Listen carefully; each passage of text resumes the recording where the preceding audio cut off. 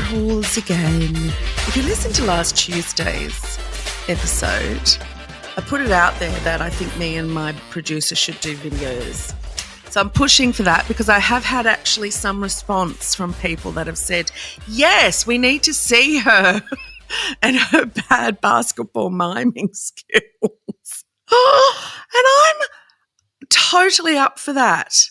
I'm recording from home again because that's what I do, and I have the beautiful equipment for my dulcet tones. I sound like Carlotta. I remember when Gina Riley used to do this character on Fast Forward and all of those shows, and she used to sound like this, and she used to go, hello and welcome to the Saturday show. Hello, young lovers. I'm Eleanor Lagore. It's Thursday night, and this is the Saturday show.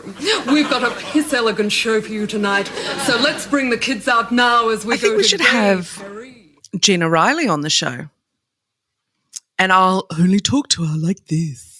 And I'll get her to start doing all of the things that I loved, like hither and thither. From the Auckland Tourist Authority, putting the Orc back into Auckland. If you know Gina, can you please send her this episode and tell her she has been summoned by me and we need to have an accent off. Now, I don't know if you've seen my Instagram lately. I'm sure you have, but I just had a family professional photography shoot with my family, my immediate family, right, which consists of Sissy Mombo and Autumn Beryl. Now, it was hilarious. And as you, Rachel's showing me the photo of Sissy, that's her just midair about to catch a treat. Everything's done with treats with dogs, as you could imagine. I know that there is a photo of them side by side on a cushion, like a bench seat, whatever you call that, a poof, and stop showing me. You're distracting me from my episode. My friend Jo, who is also a foster carer, absolutely. You know when you go into new ventures and you always meet someone that is your people? Jo's my people. Like, we just immediately hit it off, and she was so helpful and encouraging and generous, and we would started chatting on the phone. We're both the same age, so we are old school phone talkers, and that doesn't happen a lot anymore. So we call each other and chat. That's what I love about Heidi Arena as well. We call each other and chat. So yeah, Sissy and Autumn got a lot of treats that day. Let me tell you that much. But they didn't. They didn't do the things we wanted them to do. So, and dogs never do unless they're already trained and you can get them to stand up on their back friggin' legs. They were amazing though. They looked amazing. It came out amazing. You only need a split second of perfection and Jo captures it. So that's all you need. The rest is chaos, not organised chaos either. The other thing I did this week, if you've watched my stories, is I helped. I was there during the birth of 11 puppies. Now, I wasn't there for the whole 11 because this birth went for a really long time, as dog births normally do, because they have litters and they take like half an hour between, an hour sometimes was between each puppy. But I had to leave because I couldn't see anymore. I was so tired, and I had to drive. Like, it's a good 40-minute drive from where my foster carer lady lives. And this dog was really small, is really small, and she had 11 puppies. Yes, it was her 5th litter. 5th. One dog, if you're going to have a litter, should have one litter a lifetime. Please, please, please know this. These are the mums that get left behind when you buy a puppy, whether it be from a breeder a pet shop or wherever, backyard, ethical, like these are not ethical. An ethical breeder will breed 1 litter per dog and then they'll, get going. So, yeah, but did you know this is a statistics that's old, so I'd say it's way more now. It would take 5 years to get rid of just our rescue dogs. Oh, Sissy's going off. What are you doing? What's out there? Jesus Christ, that's Jason Bourne. Thank you. I found out that with dogs, if you thank them for barking, they will stop, and because they feel like they've done their job, rather than yelling at them to stop. Because if you yell at them, they think you're chiming in, and yet both of you yelling at the person outside. So if you go, good dog, thank you, you did your job, they go, oh, good dog, thank you, I can bark at anyone. Anyway, back to my rant. It would take 5 years, and that's probably more now because of the pandemic. They were run out. People were waiting for their dogs, which is an old school thing, where you go to a breeder and you wait for your puppy to be born.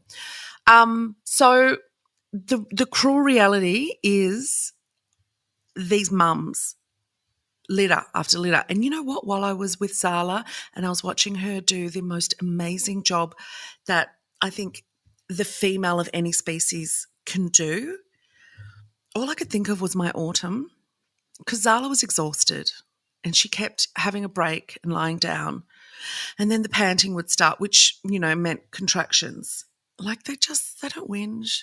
They don't, I've read that if you never told a woman that it's painful to give birth, there'd be a big difference in birthing. Whether that's true or not, I don't know, because I've never freaking given birth, and I certainly don't want to lessen the pain that is human birth, because it seems to be very painful, whereas you watch animals, not so painful. Why is that? I don't know. I don't know anything. But I'm watching Zala thinking of Autumn, who, when you touch her stomach, filled with hernias from the amount of litters that she had. I don't know how many litters Audie has had, because they don't tell us anything when they, sell us their dogs. And I was like, you've been through this so many times, and you would have been like, Zala, let me touch you, let me touch your puppies, because not all mums do that. Anyway, it was incredible, and I got nothing but beautiful responses from people who watched those stories. Those stories are now in my highlights, in a highlights reel, so you can watch them anytime. But everyone thanked me for showing them. And I thought that was wonderful. And you know what? Marianne, who runs our organisation, she was so chuffed at that. She was like, oh, really? And I was like, yeah, there were some people saying, I didn't know that they came in individual sacks. Oh, my God, I didn't know that. I didn't know this. Thank you for showing me. Oh, I've shown my daughter that, shown my child that. Birth. How amazing. Here's a female for you today. She-male, female, it's coming in the emails. I could do that for a really long time, just FYI. Used to drive Angie insane. It didn't. She loved it. Hi, Yvie. I'm currently grieving the loss of a family member. I'm so sorry. I know you've been on your own grief journey, not only with your mum, but also when you recently lost Bev and your friend Tom. I was wondering if you could impart any of your warm Yvie advice on me. Hope you're doing well. Thank you for making the podcast. I love listening every week. Katie. Oh, Katie. Thank you. I'm so sorry that you've lost a family member. You know what? We all die. God, start out with a macabre fact. None of us are making it out of here alive. But losing someone really close, I think a parent is the worst. My friends, Sarah, Kirsty and Rennie Maguire, they all just lost their beautiful dad, Michael, the other day, and I spoke to Sarah and Kirsty because they've all gone to Hong Kong, which is where he lived, to to do all the things. And they're just so young. They were too young. Like, they're in their 30s and 20s still. Like, that's way too young to lose a parent. And they didn't get to say goodbye because it was sudden. And I said to them, well, Sarah, who I'm really close to, just take time for yourself, feel it. Also, if you're the one organising everything, which I was the one with my mum, you go into the mode of compartmentalising, and that's a really important thing that we somehow do. And that person in the family that's always going to be that one to do it. And there are people in the family who can't do it, and there are people in the family who can't handle. So know that everyone has their own way. But for you, whichever you are, the one that can handle or the one that just can't deal. Because you know what? Sometimes that changes. I remember my mum was the one that could handle all the time. But the older she got, the less she was the strong one, holding us all together. And then I watched my cousin kind of take that role as my mum couldn't handle anymore. She'd seen too much. She'd lost too many. And it was like the straw that broke the camel's back. She finally just broke.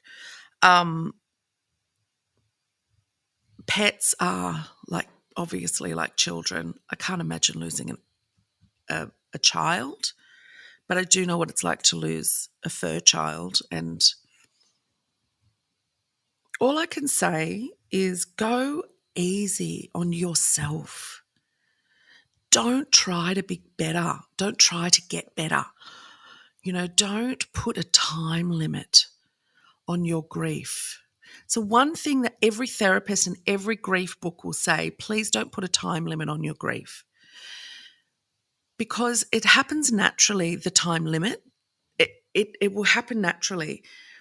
But you will never, ever be the same, ever from this loss. But it will lessen, but it never goes away, ever. But you do start to look at the memories differently, where something would make you lose it. All of a sudden that memory is a really beautiful feeling.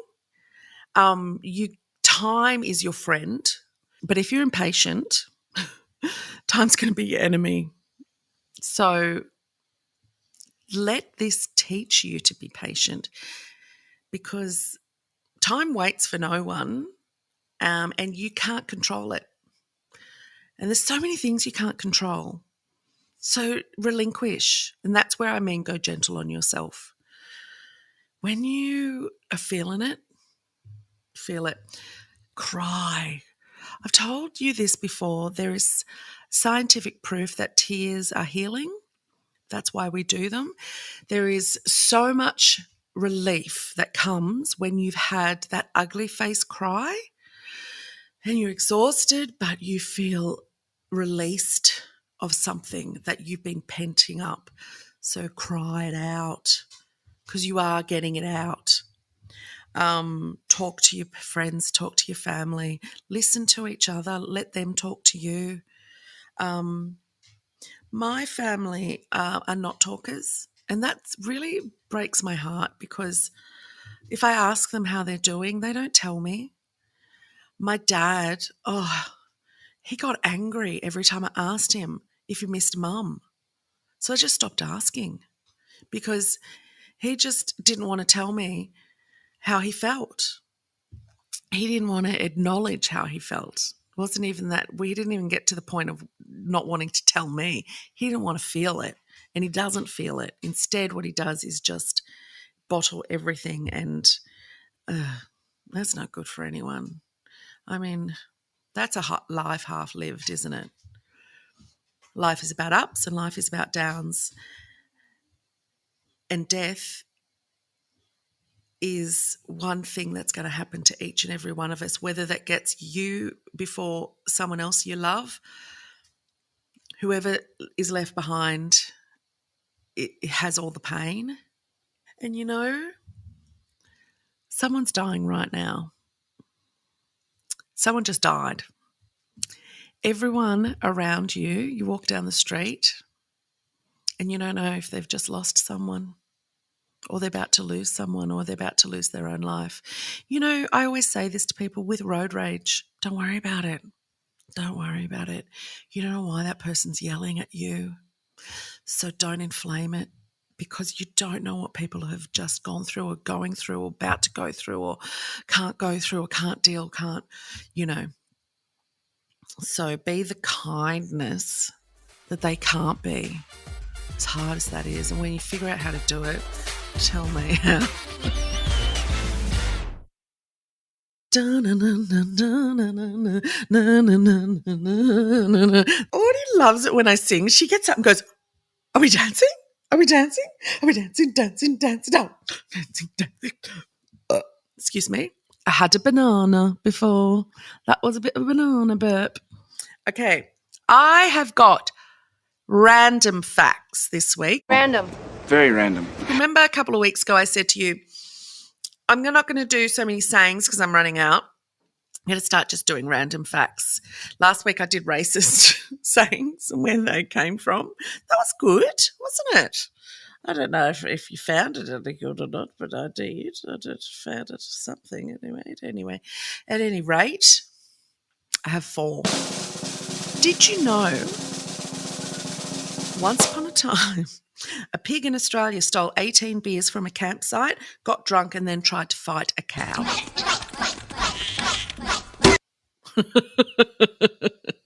Oink. Oh, should I say oink? Oink.